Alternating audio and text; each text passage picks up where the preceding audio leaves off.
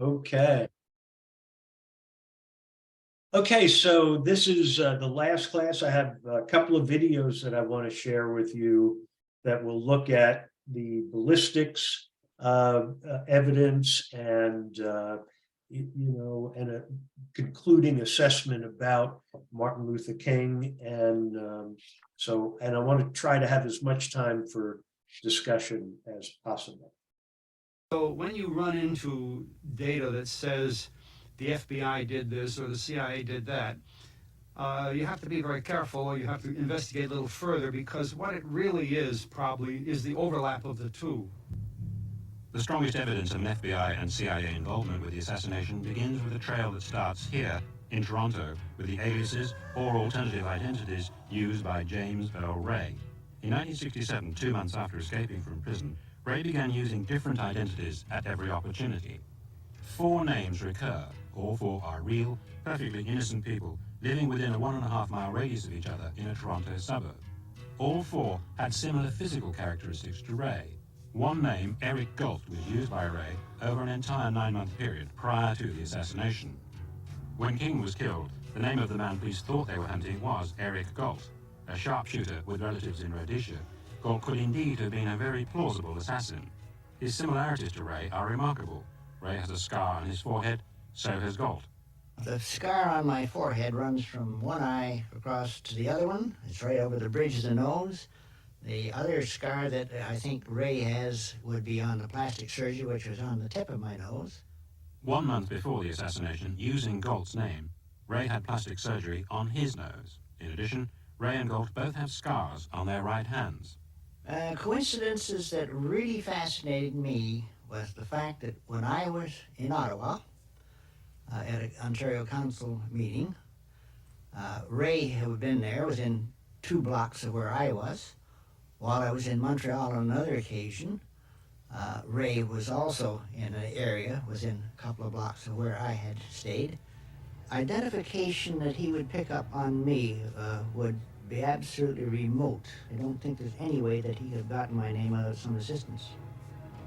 How did Ray get access to these identities? It's recently come to light that Eric Galt's details were in a top security file because of his work on a then secret defense contract for the Union Carbide Company in Toronto.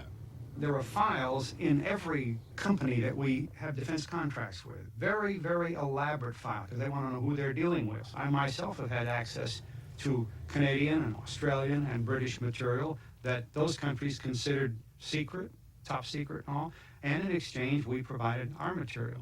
So if you were going to fabricate a record for somebody or use somebody else's record as a cover, that could be done even though it involved 2 countries or 3 countries. The aliases question is crucial because it was unexplained by official investigations and is obviously central to this case. James Earl Ray was able to use the names of people who looked like him, who were totally innocent, and in the case of Mr. Galt, who shared uncanny characteristics with Ray, when Ray had no capacity to have gone to Toronto and scouted these names out or gotten them from a file. And to me that means they were provided to Ray, which means a conspiracy. I really don't recall the Galt name, where I got it. And there's a couple of others I don't recall the details of. You weren't supplied with a package of aliases or identities at some stage? No, I was never supplied with that. I was supplied with money and things of that nature, but I was never given any aliases. It would have been more simple to give me a passport than, give me all those phony names to look up. It was here in July of that year that Ray first started using the Galt name. And I hate to interrupt, but I want to make sure you understand what's going on. If I'm putting together an assassination plot, I'm going to do things that you wouldn't think of doing. Most normal people wouldn't think about putting together a conspiracy as such. And because it's so far out of what normal people do, when they hear stories about aliases and setups and organizing that Ray would be in Ottawa at the same time as Galt, and they would look alike, and they even have an operation to make them look more like, it just sounds, that's crazy. Nobody would do that. Nobody normal would do that. But someone who wants to put together a complex assassination plot would do that. And it's important to understand that. And that's this evidence that we have for it to not be reconciled is absurd, because for the people who are familiar with these techniques, all of this, rings a bell. Like this is not just some lone nut. And here, also in July, that he claimed to have met the man he knew as Raoul.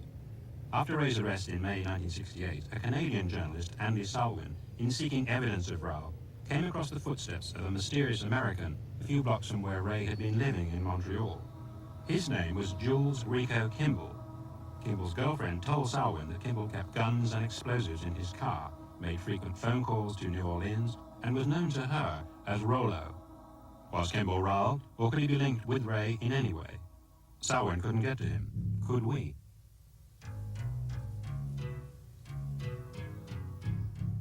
So we came to New Orleans, a city frequented by both Jules Rico Kimball and James Earl Ray, where in the 1960s the CIA, the FBI, and the Mafia at times worked together in an unholy alliance. We came here on the trail of Kimball and discovered that a famous district attorney, now a judge, interviewed Kimball as part of his inquiry into the New Orleans connection to the Kennedy assassination.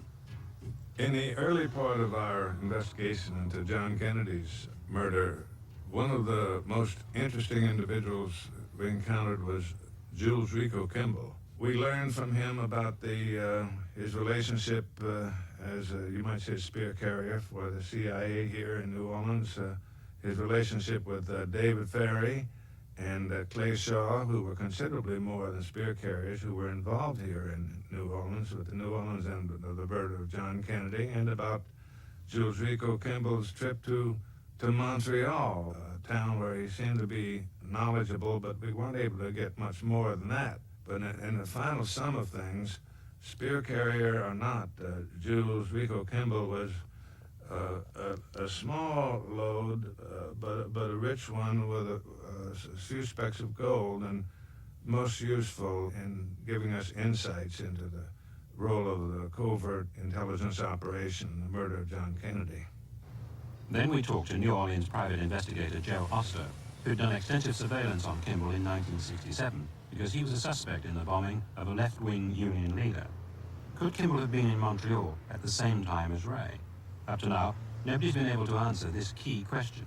But there is a week in July 1967 when no one can account for Kimball's movements. We interviewed his in-laws, we interviewed his relations, we interviewed his wife, we had his home under surveillance, and we cannot account for that week and a half of where he was. So he could have been in Montreal. He could have been anywhere. He could have been in Montreal. Where is Kimball now? With the help of Oster's contacts, we finally tracked Kimball down to a federal penitentiary. My name is Jules Ron Kimball. I'm 45 years old. I'm doing a double life sentence to organized crime, racketeering, and murder for underworld killings. Worked for the government, the CIA, for quite a few years. I worked on different things, on the Ku Klux Klan, to Bay of Pigs invasion, to assassination of President Kennedy. Can you tell us the story of how you got connected to Montreal? I had a contact there, and I would visit up there. At that time, CIA was working, they had, I can't think of the name of it right now, but it was Quebec, the free Canada, which was the French were trying to take over there. And I went up there. I started going up there with them, and I had done a couple jobs up there for them. Can you give me a clue as to what kind of work you did up there for them? I had done 2 murders for them there, yes, in Canada. Were they political things? Yes, I know the political things. There was I think it was a CIA front. See, CIA, they'll back anybody, as long as they can put a man on the inside. Kimball says he was introduced to an FBI agent in New Orleans and put on the payroll of the FBI to undertake assignments. This agent told him to meet Ray at Atlanta Airport and fly him to Canada. Yeah, Mr. told me to pick him up. He told me to go to Atlanta to Charlie Brown Airport and this guy would meet me there. And I went there, and I stayed there, and he asked me, "Was my name Mr. Kimball?" I said, "Yes." He said, "Well, I'm your passion." I said, "Okay, no problem. I'm ready to go." We left. I took him to a place on Mount Royal Street, which is in Montreal itself. And I had a contact there. It was a CIA front in the building. And I got him his fake identification stuff. He would give you a whole makeup, you know, a good one, you know, that would stand any kind of security, you know, that you could travel with it just like if you travel on your own and not even worry about it, you know. It was legitimate. How do you know that this place was a CIA front? Well, back when I first went to Canada, I was given that information. I went there and I gave him a code, and he recognized me. You know, I was told what to say when I got there to him. When it was a business place, and I just went there, and no problem. How did you know that the man you picked up that day later on was James Earl Ray? Through another contact I had, they told me that they were going to use him for a job at the time. So, did you fly him back to America after his visit? No, I didn't, no. No, not him. I flew somebody else back. Now, his story is that he met a man called Raoul. It sounds like that part of Raoul was you. They call me Rico. So would you say that at least for the Canadian part of Ray's story, you were Raoul? Yes, yes. Later in the interview, Kimball claimed that he had assisted Ray after the assassination. Yeah, I flew him from down to Montreal, yes, and turned him over to the people there. Can you clarify that? What did you do after the assassination? What did I do with James Earl Ray? I told you I flew him to Canada after the assassination. So can I show you a picture of somebody and ask you whether you recognize him, whether you've seen him before? That guy there. No, I don't believe I do. There was a person that looked similar to him in this Jim's Grill I mentioned a while ago, but that's been 20 years ago, and it would be difficult for me to remember, you know, just what he looked like. I gave a description of the person I saw in this grill, and of course, that's, like I mentioned, that's been 20 years ago, and I don't think they'll ever... His name is Jules Rico Kimball. Yes. Now, he's in prison at the moment. He's specifically alleged that he flew you to Canada and assisted you in gaining your identities from a character in Montreal.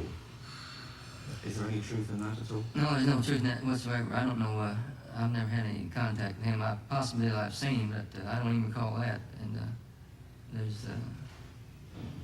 he may be under some type of, is he in prison now? Well, there's a possibility he's under some type of pressure from the government. And he may know something about the King case, but he's trying to disinformation, things of that nature. Every single statement that he gave us turned out to be true without exception. There was no dissembling. There was the only, in retrospect, I can see from going through his whole file here, the only information that is not true is what had been planted in his mind back at that time towards the end of his service for the CIA here in the city, the covert operations, is where they have planted in his mind the idea that he was really working for the Ku Klux Klan or the white citizens or something like, which is kind of a standard operating procedure for intelligence agencies before they dismiss somebody after they've performed things. But in the final analysis, Kimball himself never lies. I think there's And so, I know it's complicated, and it is this possible? Is it not? I don't know. I don't know who killed Martin Luther King, but I think there's substantial evidence to suggest that James Earl Ray may not have been the person. Let me get to my next one.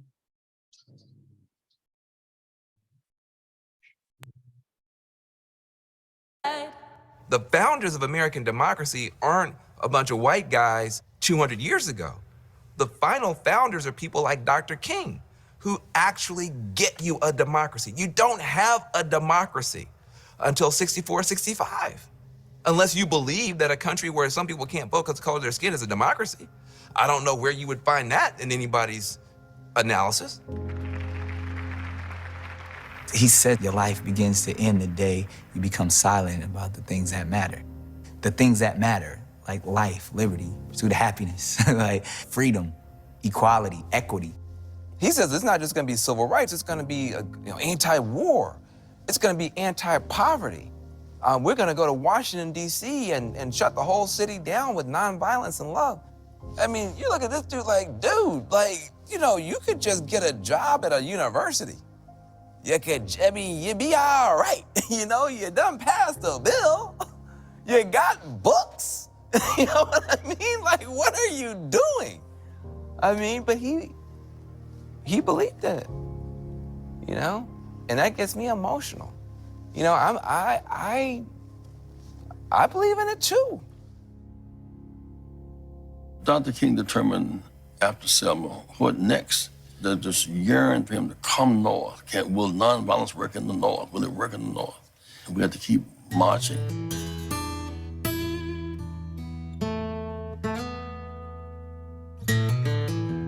And we look back on Dr. King and we see him speaking on the Washington Mall for the I Have a Dream speech.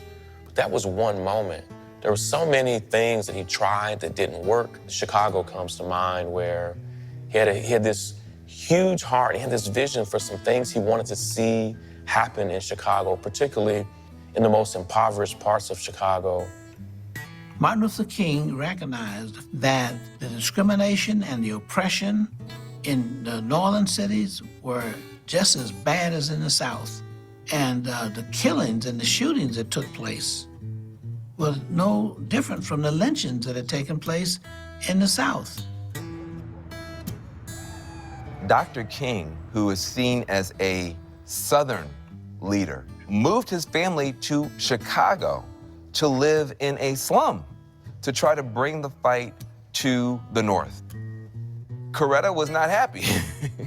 The kids did not adjust well. No wife and mother would be happy to put their family through that. And yet she ultimately saw the wisdom of it and joined him in that effort. He went to combat open housing. It was there he said, I've never seen racism like that. We began to march toward those neighborhoods. The fights began to erupt. Young people began to throw bricks and bottles. The bottom line was racial fear.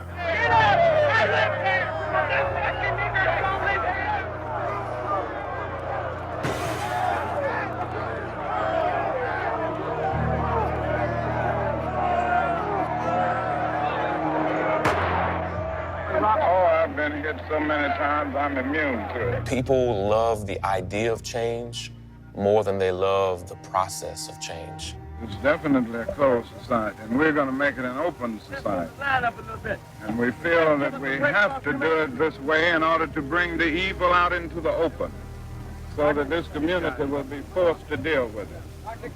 Chicago did not give him the love and the support that he imagined.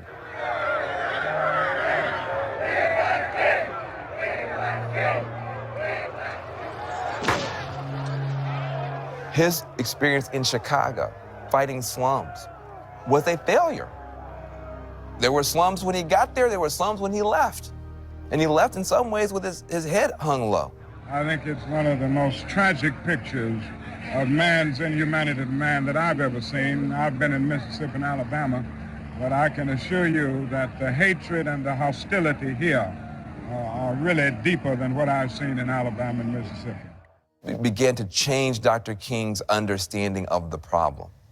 That it's not just some bad laws and some bad folks, but that there's some serious spiritual malady in the country. There is no doubt about the despair in the Negro community, and I don't think we deal with that despair by doing nothing. We've got to have outlets through which people can channelize their legitimate discontent.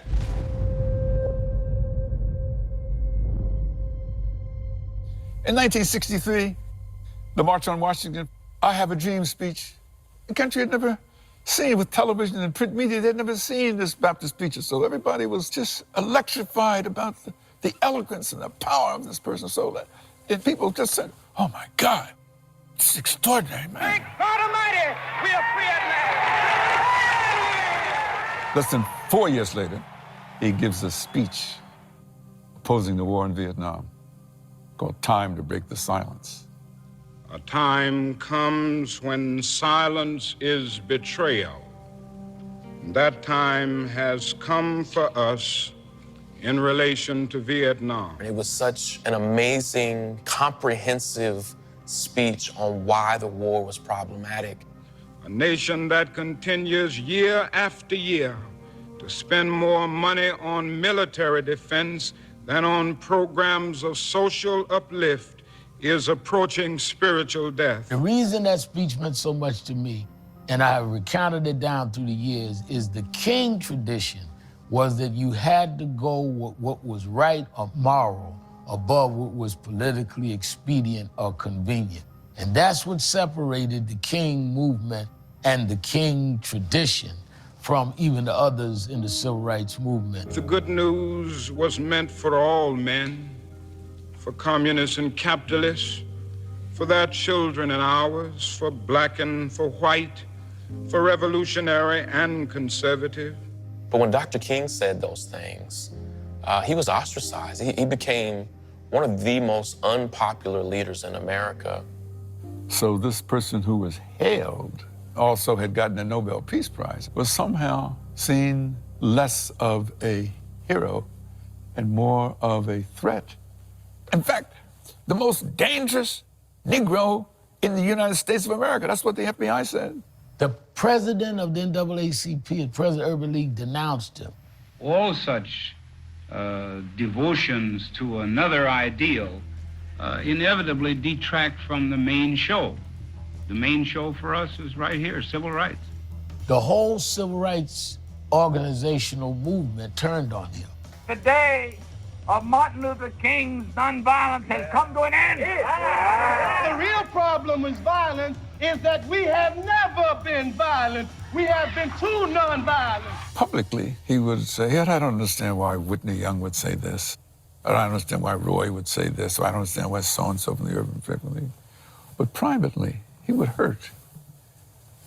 He would cry. He would weep. He would sigh, you know. What? Don't they know me? What do they expect of me? Don't they really know who I am?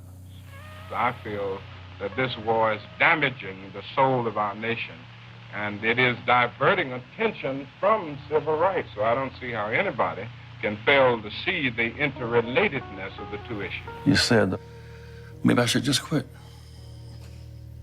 Maybe I should turn around. Maybe if I would fast to the point of death. You said, but I thought about it, and if I stop now, people who never did quit, like the troopers of the past, Frederick Douglass, he never quit, and Harriet Tubman never quit. I couldn't face them if I got to heaven, and I had stopped, so I couldn't stop. We're going more and more to the depths, and I should say, to the doom that follows arrogance of power. There was a period of time when he was troubled from a lot of sources, troubled from the traveling, troubled from a nagging sense of financial insecurity, troubled by the guilt of not spending a lot of time with his kids, troubled by not being home more often and being, quote, a better or more traditional husband, and troubled by thoughts of his own mortality, for which he had a lot of objective reasons to be troubled. He got into phases of deep depression where he became somewhat fatalistic. And so I remember having this discussion in which his principal New York physician recommended that he needed to see a therapist as a psychiatrist. The doctor says, this is something I think that has to be imminently and urgently done. And I lean over to this doctor and say, Martin Luther King Jr. is not going to a psychiatrist.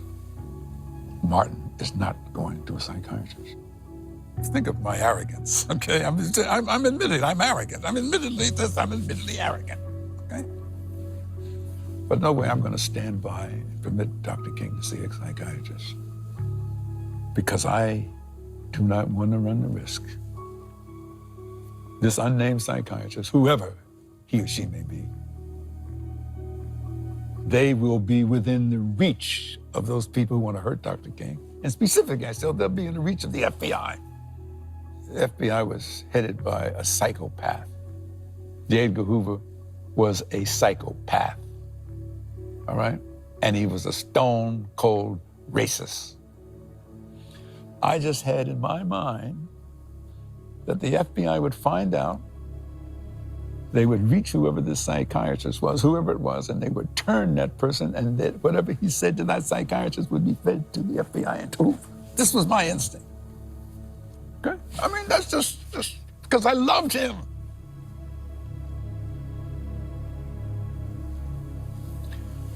He was in bad shape.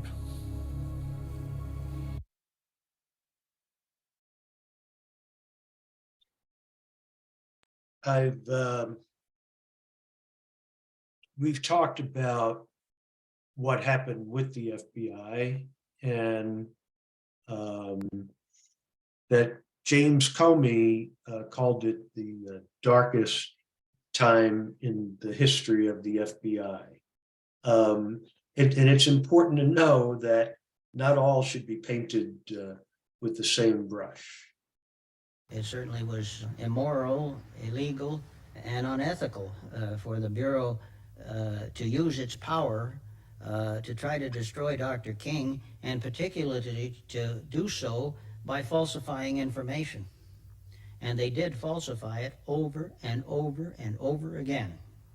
And he should know, Arthur Murtagh was FBI agent in Atlanta for 11 years. I was designated as the agent in Atlanta to handle Black Probe. The Black Probe was a program set up to develop informants in black organizations to keep the Bureau advised of the activities of blacks in connection with the civil rights movement. During that period, I spent a lot of my time developing black informants, and these were generally paid informants. During that same period, there was a vendetta against King that gained in momentum as the years went by, and I was in a room with my 7 other agents for the whole period while the wiretap was on. Across the street from their office in downtown Atlanta, the FBI took a 7th-floor apartment for a 24-hour-a-day bugging operation on King's office, house, and hotel bedrooms. This was initiated by Hoover, who was at first convinced that King was under communist influence, then became obsessed with the wiretap revelations of King's sexual promiscuity. The FBI were guilty of bugging and harassing, but were they guilty of something more sinister?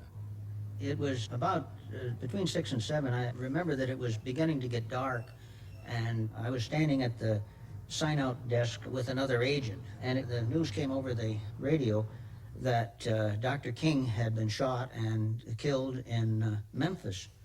And this agent, at that moment, turned to me and hit his fist together like that and said something to the effect, "By God, we finally got him." Did he say they finally got him or we finally got him? No, he said we finally got him.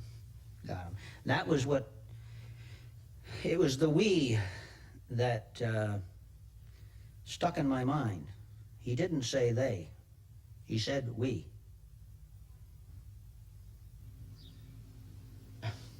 I see the Constitution as a framework which is in the process of development, and it's our job as Americans to constantly embellish the Constitution and build it into a type of system, not necessarily just a document, that will result in equal rights, equal opportunity for all Americans. And I take this very, very seriously. I always have. And when I saw the Bureau and saw the way that it was working, saw what they were trying to do to King, I felt that we had within our own country a sort of fifth column trying to destroy the purposes of the Constitution. It is not.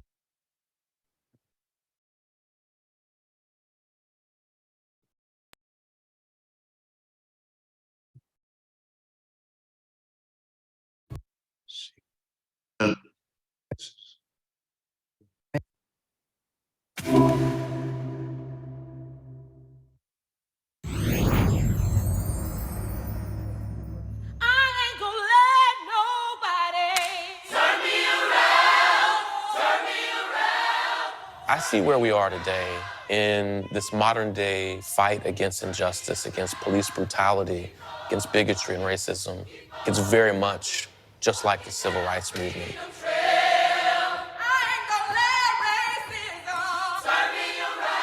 Freedom, equality, equity, all of these things that truly matter, and we got to speak on it, and we got to continue to speak on it.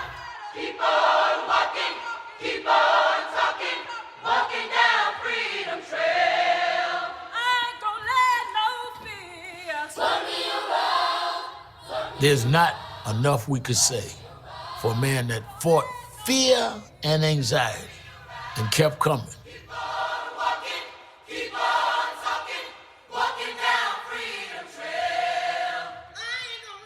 King was talking to a nation about the power of love, not the love of power. Talking to a nation about the power of forgiveness. He's the final founder of American democracy, and he's a black man.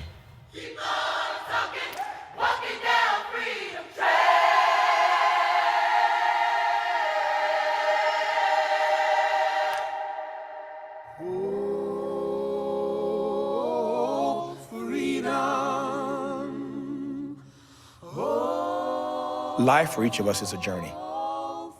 And Martin King is no different in that regard.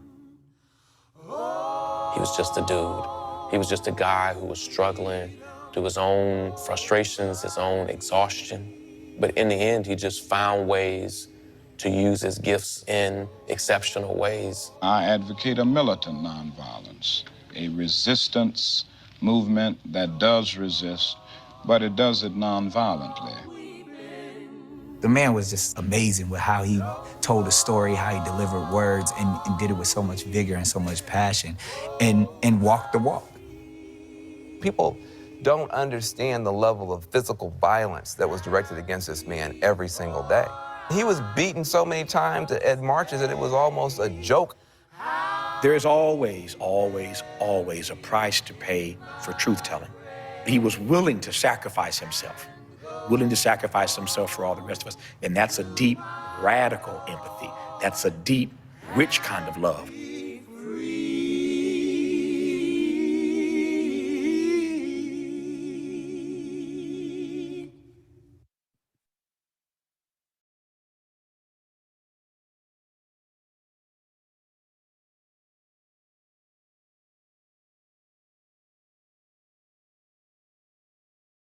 The House Select Committee on Assassinations retained a panel of 5 of the foremost firearms examiners in the United States to review ballistics evidence. A total of 257 man-hours were consumed by the firearms examination, which consisted of 81 comparisons of Q64, that's the piece of evidence, the bullet that was taken from King's body, with test-fired bullets, as well as an exhaustive microscopic, visual, and chemical analysis. Aside from the obvious importance of an accurate analysis of the firearms evidence, the committee noted that the firearms examination in the original FBI investigation was inconclusive. The FBI found it was not possible to determine whether or not Q64, the bullet removed from King's body, was actually fired from Q2, the rifle that was retrieved. at the scene of the crime. So I'm going to send you a poem from County Cullen, who is a renowned poet. And the title of it is The Black Christ.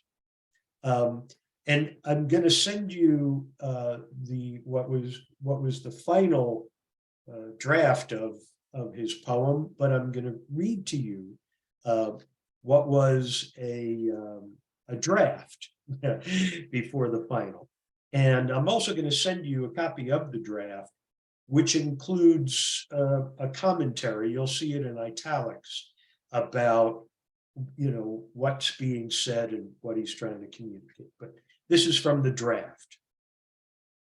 I doubt not God is good, well-meaning, kind. And did he stoop to quibble, could tell me why.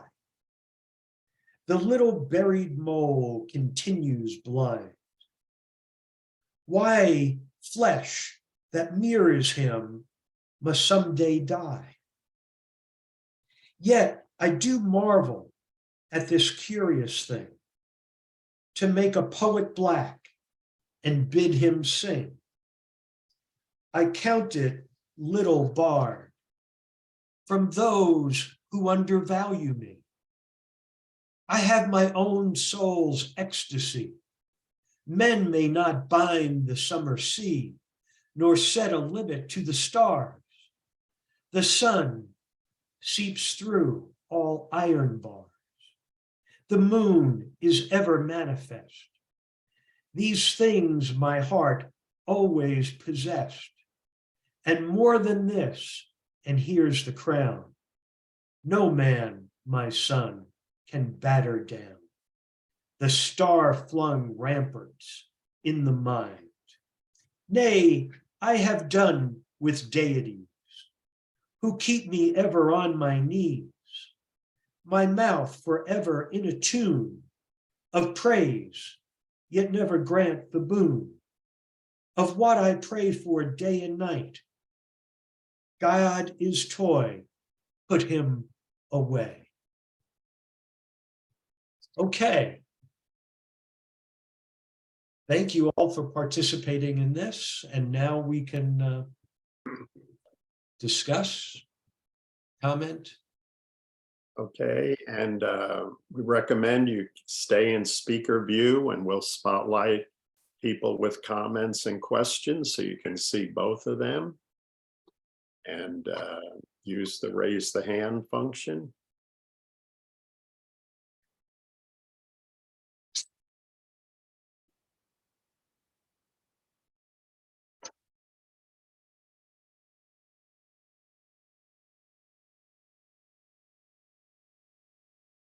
Okay, Dave. So Sal, who do you think was the bigger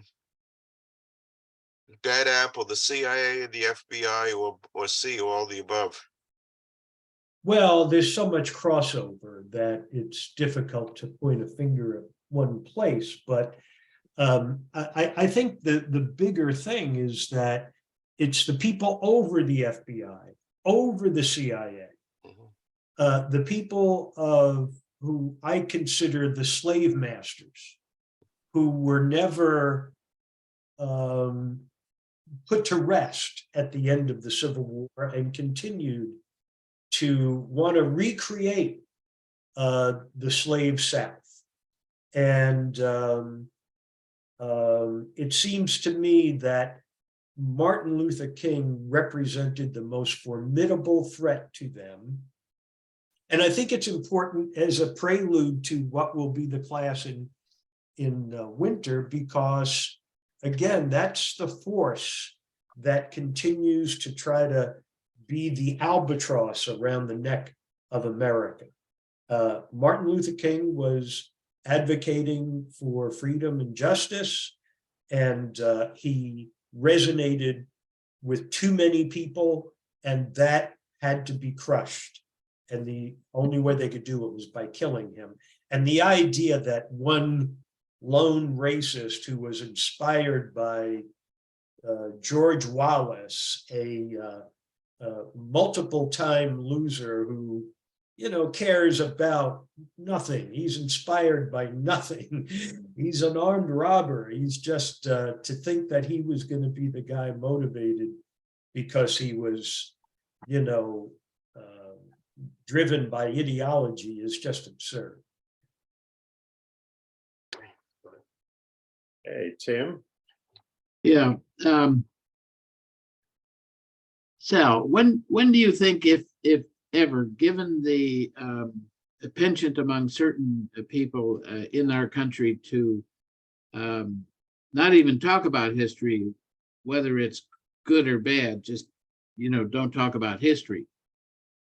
If that will be overcome, as many of the election predictions didn't take place, that Americans will come back to, well, we need to talk about our history, good or bad, because this is where we came from and this is where we are, and we need to learn from that, go forward or not. And I don't think the truth is going to ever come out about the Kennedys or Martin Luther King or anything. And it seems there's not much discussion, except in your classes, about J. Edgar Hoover and what a schmuck he was, and what an anti-democrat and anti-American he really was. And the same with the Birch Society, and the same with McCarthyism. They, under the guise of being American, they are actually anti-American. Well, yeah, I think if you, there's a podcast that I sent out to a few people, and perhaps you've gotten it through some of the other things that I sent out, but a professor at the University of Pennsylvania who does a great job in dissecting the Declaration of Independence and the Constitution and what interests they were serving. And he talks about that conflict between individual gain versus the common good. What does government exist for? And that's a conflict that really hasn't been put out for people to be cognizant of and to really tear apart. The government that was serving the common good was one that was very much predicated upon greed. And that greed manifested slavery and lots of other horrible things. So what we've had is a time to try to reckon. Are we a country that is there solely to serve the interest of the aristocrats, or are we a country that is there for serving the common good? And it's such an important issue that understand the forces that wanted government only to serve their interests have never lost power. They lost a war, but the victor in warfare never had a plan for the political outcome. Consequently, they were reconstituted and they were put back in power.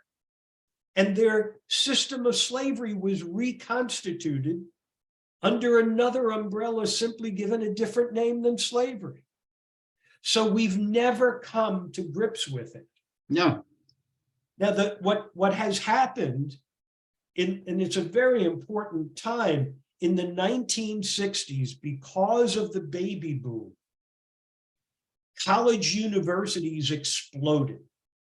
And so the job market couldn't absorb all the baby boomers. And so they got sent off to an extended high school. They went to college, right? I mean, and so you can see the enrollments in universities just go through the ceiling. But it also meant that they needed to hire a lot more professors. So there was a demand. We need people who are historians. They couldn't keep that world of historians locked into the world of history that was make-believe. And they shattered the barriers that were there. And these historians have been on fire for the past 60, 70 years, bringing out all kinds of stuff. It takes a long time for that stuff to weave its way into the general population. But as I've said before, mind you, nothing is original that I've presented. I have simply captured the work of these historians and repackaged it for a presentation in a class. They're not going away. There's more and more. They're getting better and better. So Ron DeSantis in Florida can pass laws that say, here's what you must teach. But they're not going to stop the historians. They're going to keep writing this stuff. And they're going to be writing about him. And they'll be writing. I mean, it's just. And Trump and Trumpers and all of that stuff. And the people in 100 years from now are going to read that and say, had America collectively lost its mind or lost its collective mind or something? But we have to come and really confront the idea of what is the role of, what do we want from government? Do we want them solely to serve Wall Street? Or are we looking for a government that's serving the common good? And we've got to resolve that. Here's the thing. I think that if we become focused on just dealing with racial animus, in my view, we have ill-defined the problem. We have not defined the problem. Yeah. If we define it's bigger the problem than that correctly, then we can solve it. Yeah. Thank you. Thank you. And as the colonel will say, you know, over the years that we worked in security, that was my major flag. Are we defining the right problem? And we would get where, oh, you know. Are we asking the right questions? Yeah. Right. We would have a customer, right, that wanted to spend a bundle of money on a security system. And this would drive people crazy because I'd say, well, how do you know it's the right thing? Well, don't ask them that question. We want the money, go build the system. Right. And I said, well, wait a minute. Why don't we research this and see if we're doing the right stuff? Whoa, wait a minute. You may take their attention off of this big ticket system that they want to buy and put it on something else. But eventually that is what happened. Okay, Colonel, you're up next. Oh, lucky you. Sal, first of all, the comments I'm going to make are not reflection of any association I've had with the government in the past, so I want to be analytical from that standpoint. But as you and I have discussed numerous times, the real issue boils back down to power. And the situation with Martin Luther King is exactly what was that he was a challenge to power. And in order to eliminate that issue with the conflict between what they wanted and what he wanted, was obviously the intention to disrupt it and get rid of the issue that was deflecting their issues of power. I don't know that there's, Hoover was only an instrument of that power. I mean, we blame Hoover for a lot of things. We blame the CIA, we blame other institutions of the United States government for those things. But I think we've talked about, you and I personally have talked about many times, that if you go deeper into that analysis, you will see that there's people way further back in those shadows that are really driving those kinds of issues. Yeah, no, I agree. There was a professor at I think it was Catholic University, maybe he was at Annapolis or something like that, but his lecture was on C-SPAN. And so I listened to him, and he was talking about conspiracy theories and, how the Kennedy assassination, was not, a whole bunch of conspiracies and all of that. Anyway, I sent him a note and I said, I'm sorry, but if I was doing an investigation of it, the question I would have is who would have an interest in killing Kennedy? Who would want to kill him? And I'm sorry, but your former boss, Dulles, would have been on my list. He would have to be. And so he responded, and he wasn't too friendly in it. And he said, well, whatever we did, the people over us in the government knew what we were doing and approved it. So I thought that was a very interesting answer from him. It wasn't, no, you're wrong, that's crazy, Dulles couldn't have had anything to do with it. It was, whatever we did, people over us knew it. Well, and, and somebody said the other day about, I talk about the slave masters, and it's like, well, the slave masters ended a long time ago. They're all dead now. Well, if you go in and you look at the backgrounds of some of the prominent people in business and in politics, that's where they came from. Mitch McConnell is one. That's where his family got their wealth. So, these are the offspring that are still in power. And that's what they know. They know a system that grew up long before them, and they are continuing it. And people like J. Edgar Hoover want to appeal to the people of power. That's who they serve. They're not serving us, they're serving the people of power. It's interesting. Thanks, do you feel that you were an instrument of power when you served in Vietnam? Oh, absolutely. Absolutely. It's one of my great resentments. No doubt. Yes. Yes. Margita. Hi. Earlier, some of you had mentioned, and we all have in the past too, that it's so important that public schools teach the facts, the historic, accurate facts about history. And as a recently retired public school teacher here, I was so upset, depressed, angry about the passing of House Bill 1084, which would muzzle anything like an individual solely by virtue of his or her race should feel anguish, guilt, or any other form of psychological distress about learning about unpleasant subjects. That's part of this. It's like, oh my God. But Margita, I have to tell you. I'm not done yet. Okay. Algebra did that to me. Yes, that's true. Or PE, right? But anyway, so I knew if I had continued teaching, I'd be in trouble.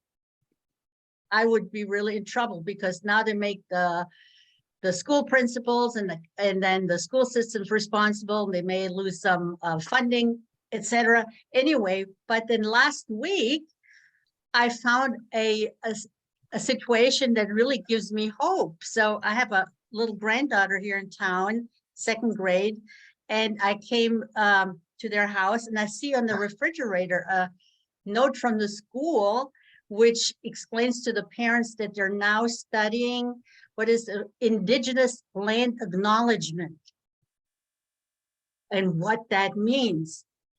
So and in that explanation, it was very clear by that particular school system that it was like stealing land from the native, from the Indians that we're sitting on, and it's important for the children to be aware of it.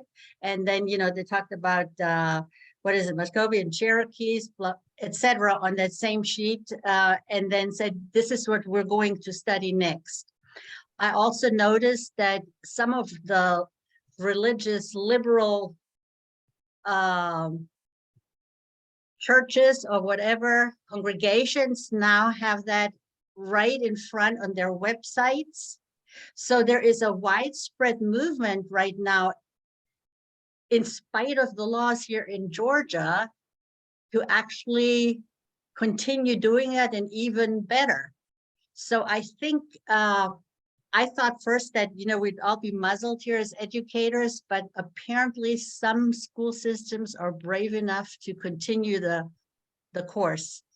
Are So those private schools? No. Public schools? Public school. Yeah. So I just had the biggest grin that day when I saw that good for them. And so the kids, second graders, learned the word land acknowledgement, what that means. Yeah, wow. So that's a good step. They'll get reported. That won't go on long. But it's interesting. I was involved with one of the high schools here and would, give a class every now and then. And the class that I gave was on DNA. And they would have me come in and do a special class. And when I would do it on DNA to say, what it meant to history, the science that, came up with DNA and what it meant had ramifications for history. And I wanted them to know that no matter what your skin color or tone, there's no biological, superiority, inferiority, or anything like it. And it was very interesting because these are high school students, and it was like the first time they ever had that kind of discussion. And I had students who would come up to me at the end of the class. I would leave, right? And the student would leave school to come out and talk to me in tears because no one had ever said to them that there's nothing biologically different between you and the person next to you. And that, the impact that some of this stuff has on people. Now, they have said we need to wait a while before we do any more special classes because we want to see what this law, the implications of this law. Gail. Yeah, I am unmuted. Yeah. A little bit of a digression, but speaking to greed versus hope and that sort of thing. I spent last weekend in the Okefenokee swamp and wanted to there's a big commercial mining operation that's threatening the swamp. This is the second time in my lifetime that mining interests have wanted to make money, short-term interest in personal gain versus something of global planetary significance and importance. And it was quelled years ago and thought, okay, great, the swamp is safe, but it's all come back up again. This is Alabama Twin Pines Mining Group. But anyway, but the Okefenokee now has a new executive director for the swamp park who's actively, it looks like maybe this week, the Okefenokee, which has been on the candidate list for 40 years, 4 decades. They've been on the list for UNESCO World Heritage Site status, but always just a candidate. And every year when they revisit that list, the Okefenokee stays on the list, but doesn't progress to active. And this year, it looks like they're going to be actively initiating the process to become a World Heritage Site, which would really give some strength to the argument that it's not a good idea to undo the hydrology of the swamp with this mining operation. Anyway, very beautiful, very special place. And so if it were all right and not inappropriate, I could put in the chat a really easy text link where people could send a message to Brian Kemp urging the Georgia legislature to. Yeah, sure. Go ahead, do that, please. Great. Yeah. Great. Yeah. It's really important, I think. Yeah, no, and I think But it it's, speaks to greed, and to hope, and to the difference that a lot of that a few well-intentioned, well-minded people, your vote is your voice, or all of that. But anyway, your voice can make a difference. And Brian Kemp has been silent on this issue, which is a really good sign. He hasn't come out in favor of the mining company. He's just kind of kept a low profile on it, which is great. And apparently this gal who's the new executive director, just months ago, she had John Ossoff out there in a boat in the swamp, and he is now impassioned and committed to it. Anyway, so that's my latest greed versus hope, but greater good versus individual. yeah, no, I think it's, Montesquieu, and I'm not an expert on Montesquieu. I've read his stuff and I think I understand it. Doesn't mean I do, it just means I think I do. Was really trying to create a concept of government that had balance of power, distributed functions of government, but it all hinged on insulating from corruption. And the idea was, if you take mature, intelligent people and you put an issue before them, and they go through some intelligent process to discern, what's right, what's wrong, what's good, what's bad, they'll come to rational conclusions. And if they don't have a personal interest in what is decided, meaning it's not going to feather their nest, then they will make it on the merits of the case. The problem you get is that when you bring people together to discuss an issue, and many of them, before there's any discussion, already have a position established because it's going to serve an interest. It doesn't matter what the facts are. It doesn't matter what the merits of the case are. We want to drill in and we want to mine in the Okefenokee, no matter what the argument is. And we have institutions that meet with political leaders and say, this issue is going to come before you, and you may be persuaded by some of it. You may think some of these ideas are good ideas, but you must reject the whole thing. And our system has emerged in a way where the elected official, it's not like they have a choice. Right, they're a tool. And so we need to understand, this conflict. If I turn on the news tonight, I'm not going to hear the forces for common good did this today. The forces for individual wealth did this other thing today.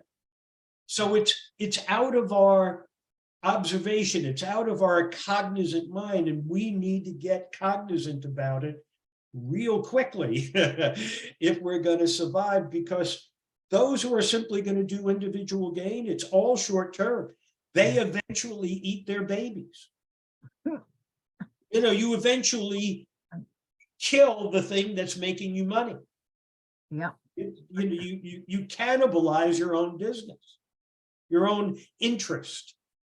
So this concept is one that I think is very, very important for us to grasp. Yeah. It applies over and over again. Yes, just some good news. The other day I heard an interview of the current and outgoing governor of Massachusetts.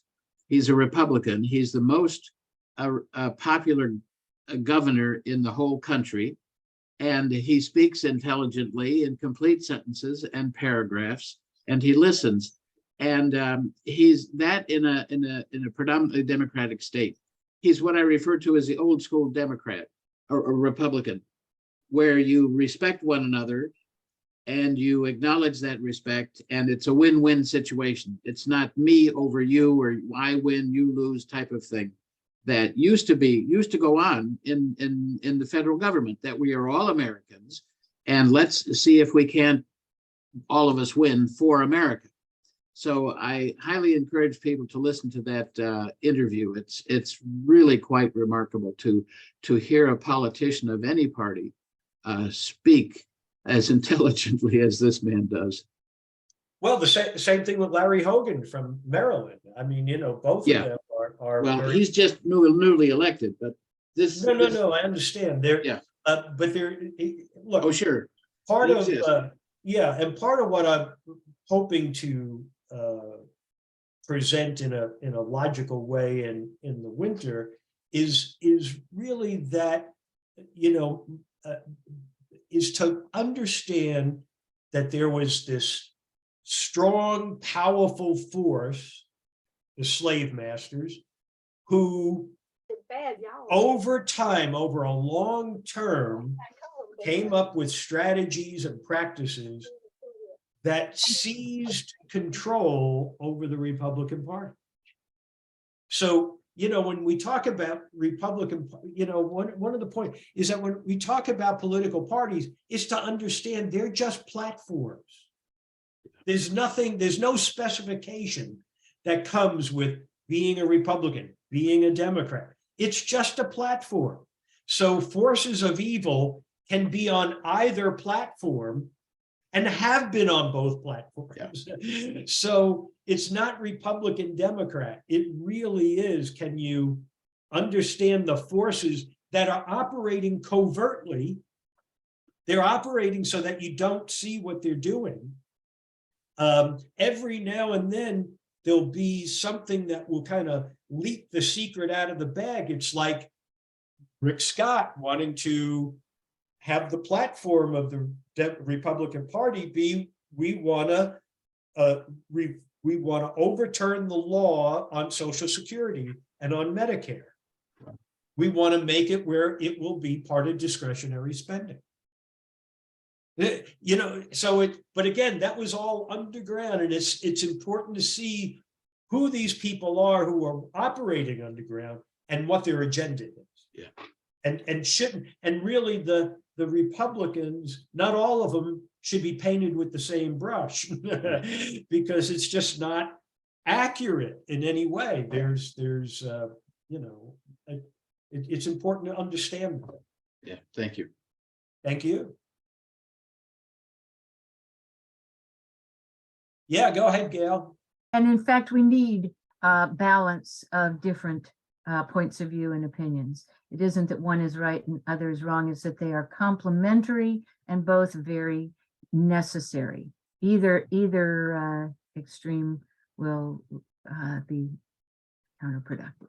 Anyway, that's it. No, and certainly I'm sure you know, I'm not advocating for one viewpoint to be the you know, what the smartest, from my view, the smartest chief executive officer that I had met, and I learned an enormous amount from him. He was a customer, and he had me come to his, you know, meeting of his management, and there was an issue on the table to be decided, and he went around the room and he got what everybody wanted to say. And he wanted to point out to me in the end, he said, I want you to know, I never tell them what I think until I've heard what they think. Because if I tell them what I think, then they all, you know, agree with me. And he says, if there's something that counters me, that's you know, substantive and something that protects me from shooting myself in the foot, I want to hear it. But that was a guy who was very secure in himself and you know, was an adult. So yeah, no, I agree. The differing opinions are really valuable, but it's what we're getting though are this insurgency is really, we have found a way to take control over you politicians who have been compromising along the way. We are now going to have you sign on to something where you don't have a choice. And if you violate it, we'll cripple you in your next primary. So it's a fascinating way that all of that comes together. Open primaries, that's what we need for final five voting. Excuse me. Well, you know, the primary systems that we have today was a product of the George McGovern campaign. Uh-huh. So it's really, it's just, oh yeah, it's sometimes another, the best intentions turn out in another way. Okay, we've asked everyone to unmute so we can thank Sal for a tremendous class as always. I think Tim said it best. Thank you for raising our awareness of what's been going on and what continues to go on. And of course, we're looking forward to your coming winter class. Great. Well, thanks, everybody. Thanks for coming. Thank you. I appreciate it. Thank you. Thank you, Sal. Thanks.